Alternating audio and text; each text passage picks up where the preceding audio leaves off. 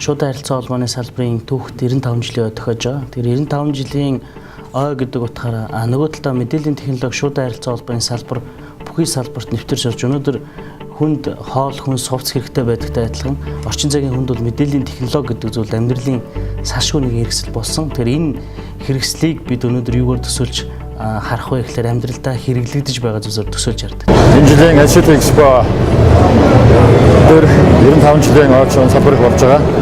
Бид өөрийн холбооны салбарт цаашийн үйлчлэгээ болох Монгол дуу хөгжмийн стриминг үйлчлэгээ, хай-фай музик үйлчлэгээ бол зах зээлд танилцуулж байна.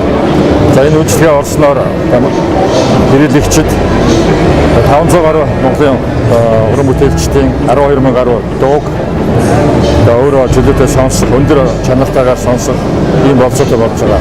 Бид энэ үйлчлэг гаргахдаа хай-фай музик групп, скетед групп хамтарч гаргалаа.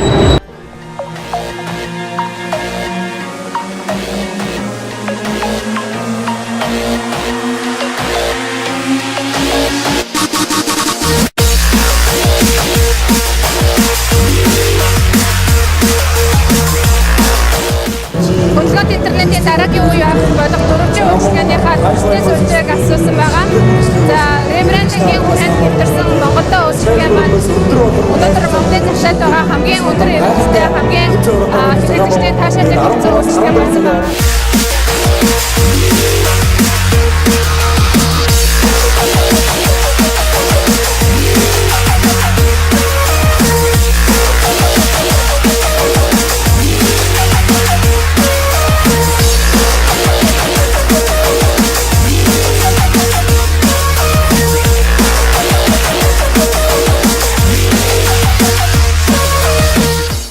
цагаар монголчуудын төлөө, монгол хүний төлөө хоёргүй сэтгэлээр энэ холбоогчин хэмээх юм эрхэм хүндтэй үүргийг хүлээн ажиллаж байдаг нийт инженер техникийн ажилчдаа мэдээллийн технологи шуудан харилцаа холбооны салбарын 95 жилийн баярын мэндийг дэвшүүлье.